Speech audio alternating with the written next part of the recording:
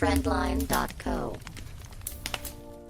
Hai friends, kembali lagi bersama saya Hidup Sepegas. So, hari ini hari Senin, seperti biasa kita akan membuat Money Market Review.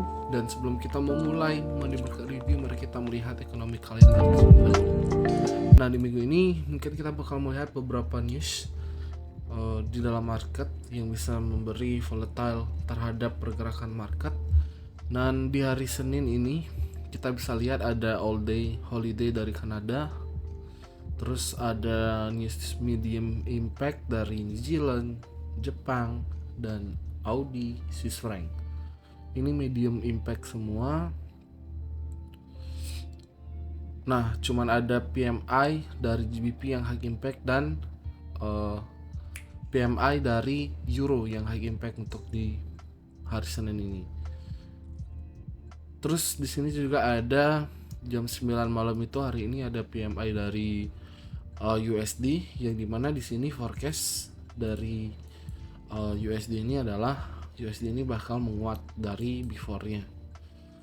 Nah, di hari Senin ini mungkin teman-teman bisa melihat di sini ada 3 news high impact, yaitu PMI dari GBP, Euro, dan USD yang bisa memberi pergerakan terhadap market lebih cepat lagi, atau kasarnya dia akan memberi bensin terhadap market. Oke. Jadi kita mention itu. Terus di hari Selasa kita cuma bisa ngelihat RBA interest rate dari Audi. Ini news high impact yang mana forecastnya adalah Audi yang bakal menguat. Terus di hari Rabu di sini kita tidak melihat adanya news high impact, cuma ada medium impact. Di hari Kamis di sini ada FOMC ya. Betul, di Kamis pagi itu ada FOMC. Terus malamnya juga ada PMI dan ada job opening. Jadi mungkin di minggu ini marketnya bakal bergerak lebih volatile dari di minggu sebelumnya. Dan di hari Jumat itu kita bisa melihat di sini ada NFP atau non-farm payrolls. Jadi forecastnya adalah si USD ini bakal melemah dari before-nya. Terus di hari Jumat juga ada average hourly earning. Nah, di hari Jumat nih cuman adanya high impact dari si USD aja. Ada unemployment rate juga ada high impact di sini, cuman forecastnya masih standar atau sama seperti sebelumnya. Oke. Nah, sekarang kita bakal mereview dari MMR sebelumnya, dari forecast yang sudah kita share di dalam Discord. Kita akan review dan kita akan forecast untuk di minggu ini gold dan kawan-kawan itu bakal kemana arahnya. So without any further ado, let's get on to it. Nah, di sini kita berada di gold as always. Jadi kita sudah berada di chart gold. Kita bakal start from daily time frame dan kita bakal lihat apa yang sudah memasuki skenario kita di MMR sebelumnya. Nah, seperti yang kita lihat di sini. Di sini kita punya trendline liquidity, which is trendline liquidity ini sudah di grab di sini. Kalau kita berdasarkan daily time frame. Terus kalau kita lihat tren dari gold ini sebenarnya masih dominan ke bullish setelah adanya bearish yang panjang ini. Jadi dia sudah mulai memasuki bullish trend. Nah, cuma dari beberapa hal yang saya lihat di lower time frame. Jadi di lower time frame ini ada sesuatu yang nahan gold ini. Mungkin kita bisa lihat dari area ini. Area ini bisa menahan gold. Dan juga alasan salah satunya kenapa gold ini cuman keluar dari trendline terus masuk lagi adalah ini bisa jadi nge-swap si liquidity yang ada di time frame ini. Dan kalau kita lihat di chart-chart sebelumnya, di sini masih ada banyak order block yang belum di fill, which is ini mungkin suatu saat nanti akan di fill oleh gold tapi kita tidak tahu kapan. Yang jelas kemungkinan besar order block yang masih fresh ini bakal di fill sebelum dia benar-benar meninggalkan harga ini. Nah, dari XAUUSD ini sebenarnya ini sudah sangat jelas banget kalau teman-teman perhatikan. Nah, di sini kita berada di time frame 8 jam. Coba kalau kita masuk ke 1 hour. Nah, apa yang terjadi di time frame 1 jam buat gold dan kenapa dia bisa senaik ini? Nah, simpelnya ketika dia gold ini ngebreak atau nge-swap liquidity, di sini dia ngetes lagi trendline ini masih kuat gak sih. Ternyata trendline ini masih kuat, akhirnya dia membuat change of character, yang dimana setelah adanya change of character, area terimpulsif yang saya lihat dan memiliki order block adalah di area ini, di 1906 sampai 1904. Jadi area ini bakal bisa kita gunakan sebagai area untuk kita entry nanti. Kita bakal melihat reaction ketika gold ini ngetap di area fresh order block ini. Ketika ada change of character, itu dia bakal respect atau tidak terhadap area ini. Jika dia ketika ngetap zone abu-abu ini dia respect, maka di sini kita bisa turunin lagi time frame-nya. Kita lihat ada struktur baru, struktur bullish baru di lower time frame, baru kita execute di sini. Jadi harapannya dia bakal ngebuat higher high baru, karena di sini dia sudah sini kalau kita lihat dia nge-swap liquidity, terus dia buat higher low, buat higher high, potensial buat higher low, lalu dia akan melanjutkan membuat lower higher high gitu. Nah, kalau teman-teman perhatikan ketika gold ini naik pun dia kan tadi punya reason, dia ngetes ini, dia nge-swap liquidity. Terus kalau kita lihat berdasarkan Fibo, ini adalah Fibo golden area dari Fibonacci 0.618 adalah pantulan yang paling memungkinkan buat yaitu reversal. Ini sebenarnya kalau teman-teman jeli ngelihatnya, ini sudah make sense banget. Nah, sekarang plannya buat gold ini adalah kita bakal melihat reaksinya ketika gold ini ngetap di zone ini, atau kalau misalkan zone ini masih tidak di respect, maka coba kita lihat di area ini. Nah, di bawah dari area ini saya bakal wait and see lagi. Seumpama gold ini bakal turun terus, saya bakal wait and see lagi, karena area ini juga bisa menjadi titik acuan buat gold membuat lower high. Jadi karena di lower time frame trennya masih bearish, kalau teman-teman lihat di sini lower high, ini kalau misalkan masih menjadi lower high, maka dia bakal membuat lower low. Tapi kalau ini di respect, maka ini akan menjadi reverse trennya dari gold ini sendiri. Alright, jadi kita akan melihat JPY USD, yang dimana dari JPY USD ini sendiri kita bisa melihat dia sudah mendekati area order block yang saya pengen. Di MMR sebelumnya kita juga sudah membahas ini. Di sini ada area sebuah order block yang masih fresh yang terbentuk, dan ketika JPY USD ini hit ke sini dan respect terhadap order block ini, maka apa yang terjadi, lawan dari Jepang seperti GBP JPY, CAD JPY, Euro JPY dan lain-lain itu bakal mengalami koreksi. Jadi kalau JPY USD-nya ini naik, berarti XXX JPY itu bakal turun. Seperti itu. Karena yang saya lihat di sini seharusnya dia sudah menjadi change of character. Nah, sekarang tinggal kita melihat respon dari Jepang ini ketika memasuki order block ini, dia mengambil daya ungkit yang lebih besar lagi, maka ini akan bisa menjadi higher high barunya dia. Seperti itu untuk JPY USD. Simple aja, kita bakal masang alarm di area ini, zone order block, daily order block, daily fresh order block cap, waiting for confirmation. Nah, di sini kita sudah memiliki alarm ketika dia nge-tap di area yang kita mau. Jadi ketika dia sudah nge-tap, alarmnya bunyi, saya akan beri notif juga ke Discord seperti itu. Nah, sedangkan kalau kita lihat dari GBP GPY, dia juga sudah memasuki dari area weekly imbalance.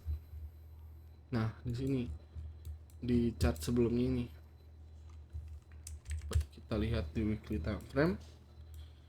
Nah, di sini ada imbalance, dia sudah masuk, dan juga di sini ada supply. Ini juga masih hitungannya supply, karena ketika ini koreksi terjadi, dia memberi dorongan yang sangat besar, dia memberi impact bearish yang sangat besar. Perbedaannya di sini chartnya naik pelan, tapi di sini dia lebih cepat turunnya, seperti itu aja. Ini bisa menjadi area yang bagus buat kita nge-short di lower time frame. Nah, coba kita lihat CAD JPY pun juga sama. CAD JPY sudah memasuki area weekly-nya. Jadi di sini 50% dari red zone ini, kita bakal lihat gimana reaksinya. Apakah CAD JPY ini bullish hanya untuk nge-swap liquidity yang ada di sini lalu dia reverse, atau apakah CAD JPY ini bakal membuat sideways trend? Nah, kalau misalkan dia benar membuat sideways trend, berarti ini adalah peluang untuk nge-short jangka panjang. Jadi kita bisa nge-short, harapannya dia mantul di area support ini. Ntar di support kita bisa coba lihat peluang buy kalau memang ini menjadi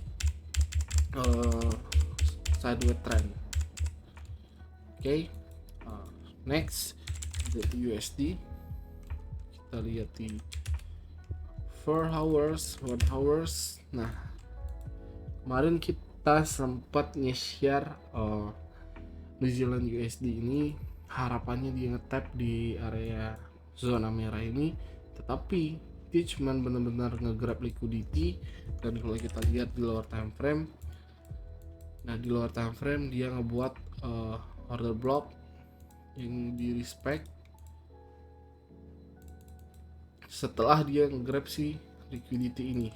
Jadi simpelnya liquidity ini di grab, terus dia nge-break low, di low-nya sini change of character, masuk lagi zona ini dan langsung bearish seperti forecast yang sudah kita buat. Tapi sayangnya ini dia tidak memasuki area yang kita mau.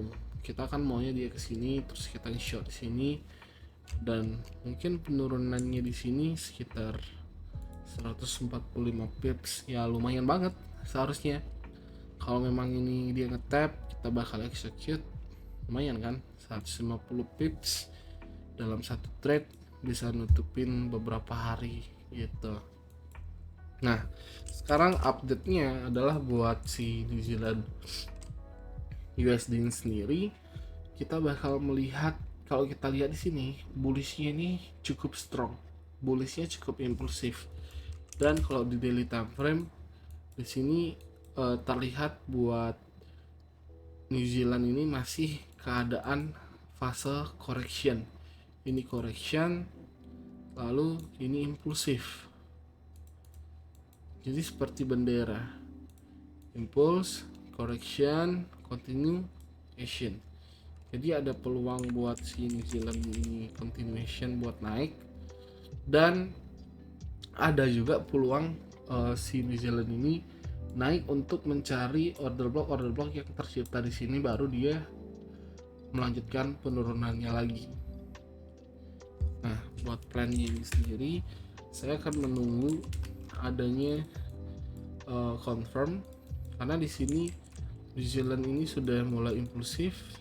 Terus di sini kita lihat ada satu order block yang di tap, Ini kalau misalkan dia respect terhadap order block yang terbentuk di sini, maka tujuan terdekatnya adalah di area order block yang ini.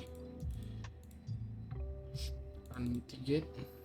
Jadi kalau misalkan dia tap lagi ke sini dan ini di respect atau ini di respect, maka di sini kita bisa mengambil buy potential di sini. Jadi ini kan ada 2 zone.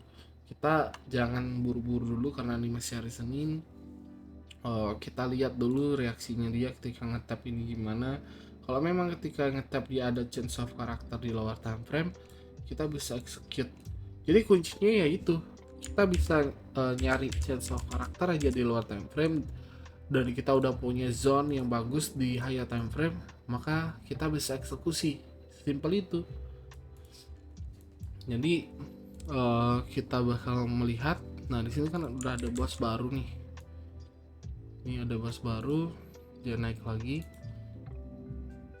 Karena di lower time frame ini dia masih downtrend, maka ini bisa menjadi perubahan juga untuk dia reverse atau menjadi uptrend. Apalagi di sini juga ada order block yang di respect, kita warnain merah. Nah order block yang di respect, kita let's say kita mark semua karena di sini juga ada order block. Kita mark, dia udah ngetap. Sekarang kita tinggal nunggu dia ngetap di 2 zone ini, dia nge-respect atau enggak, gitu aja. Kalau misalkan dia respect, ada chance of karakter di luar time frame, kita bisa execute ini New Zealand USD. Oke. Dan ketika New Zealand USD ini ngebreak ke 2 zone ini, makanya skenario ini sudah tidak valid lagi. Jangan kita incar buy terus, kita wait and see dulu, kita lihat lagi zone mana yang mau dikejar lagi gitu. Di zone itulah kita bakal menunggu reaksi dari market tersebut. Oke.